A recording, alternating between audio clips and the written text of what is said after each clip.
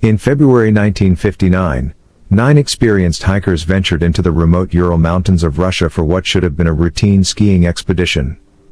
3 weeks later, search teams discovered their abandoned tent, cut open from the inside, with footprints leading away into the frozen wilderness. What they found next would become one of the most chilling and unexplained mysteries of the 20th century. The hikers were found scattered across the mountainside, some barely clothed despite sub-zero temperatures, others with injuries so severe that investigators compared them to victims of a car crash, except there were no cars for hundreds of miles. Stranger still, some of the bodies showed traces of radiation, and witnesses reported seeing mysterious orange lights in the sky that same night. The official Soviet investigation concluded that the group had died from an unknown compelling force, then immediately classified the case and sealed the area for 3 years. For over 6 decades, theories have ranged from avalanches and military tests to indigenous attacks and even extraterrestrial encounters. But after analyzing recently declassified documents, witness testimonies that were hidden for decades, and cutting-edge forensic evidence, I believe I've uncovered what actually happened on that terrifying night at Dyatlov Pass, and the truth is more disturbing than any of the conspiracy theories. Welcome back to the channel. I'm your host, and today we're diving deep into one of the world's most enduring mysteries, the Dyatlov Pass Incident. What could have driven 9 experienced hikers to cut through their own tent and flee barefoot into a deadly blizzard? Stay with me as we uncover the chilling details and explore the theories that might finally explain this haunting tragedy.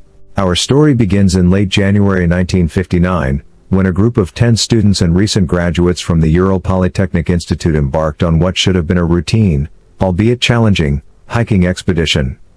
Led by 23-year-old Igor Dyatlov, an experienced mountaineer, the group planned to reach Otorten Mountain, a journey that would earn them the highest certification in hiking.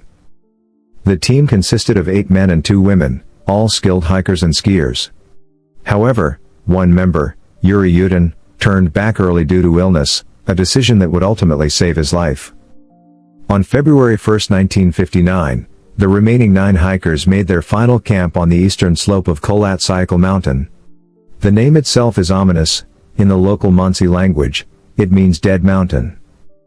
According to their own photographs and diary entries, which were later recovered, the weather had deteriorated, and they decided to set up camp on the mountainside rather than continue to the planned location in the forest below. This would be their final decision.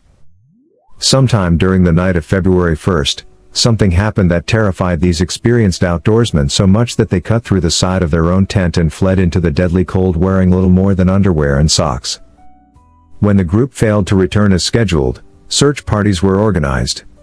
On February 26th, searchers found their abandoned tent on the mountain slope. What they discovered defied explanation. The tent was still standing but had been cut open from the inside. Personal belongings and shoes were scattered inside, but the hikers were nowhere to be found. Most disturbing of all, footprints in the snow showed that the group had left the tent barefoot or in socks, walking calmly in single file toward the forest. The first bodies were found at the edge of the forest, about a mile from the tent.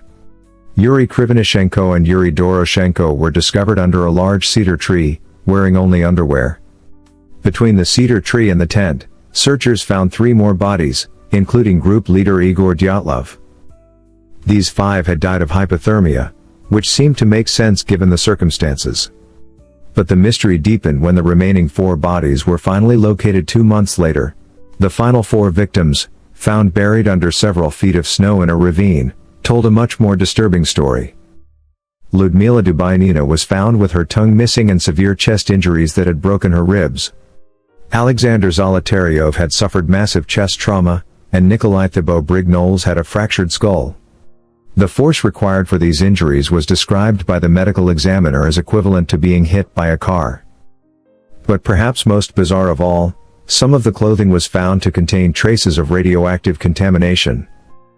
The official Soviet investigation concluded that the hikers had died due to a compelling natural force, but provided no explanation for what that force might have been. The case was hastily closed, and the files were classified for decades. So what really happened on Dead Mountain? Over the years, numerous theories have emerged, each attempting to explain the inexplicable. Theory 1: Katabatic winds. Some meteorologists suggest that powerful katabatic winds, sudden, violent downdrafts of cold air, could have created conditions so severe that the hikers panicked and fled their tent. Theory 2. Avalanche. Recent investigations have proposed that a delayed avalanche could have struck the tent, forcing the hikers to cut their way out and flee. However, this doesn't explain the severe internal injuries or the radioactive contamination. Theory 3. Military testing. The Cold War was at its height in 1959, and the area was known for military testing. Some theorists believe the hikers stumbled into a weapons test involving radiological materials or experimental aircraft. Theory 4. Indigenous Mansi people. Some suggested conflict with the local Mansi people, who considered the mountain sacred. However, the Mansi were known to be peaceful, and there was no evidence of struggle at the scene. Theory 5. Infrasound. One of the most scientifically intriguing theories involves infrasound, sound waves below human hearing that can cause panic, anxiety, and disorientation. The mountain's topography could have created these conditions during high winds. Theory 6. Paranormal explanations. Reports of strange lights in the sky and unexplained phenomena have led some to propose extraterrestrial or supernatural causes, though these lack scientific evidence. More than 6 decades later, the Dyatlov Pass Incident remains one of history's most compelling unsolved mysteries. In recent years, Russian authorities have reopened the investigation, citing avalanche as the most likely cause, but many questions remain unanswered. How do we explain the severe internal injuries? The radioactive contamination? The orderly evacuation from the tent? The missing tongue and eyes? Perhaps we'll never know exactly what happened on that frozen mountainside in 1959. What we do know is that 9 young people lost their lives in circumstances that continue to challenge our understanding and fuel our imagination. The mountain they named Dead Mountain claimed its victims and kept its secrets.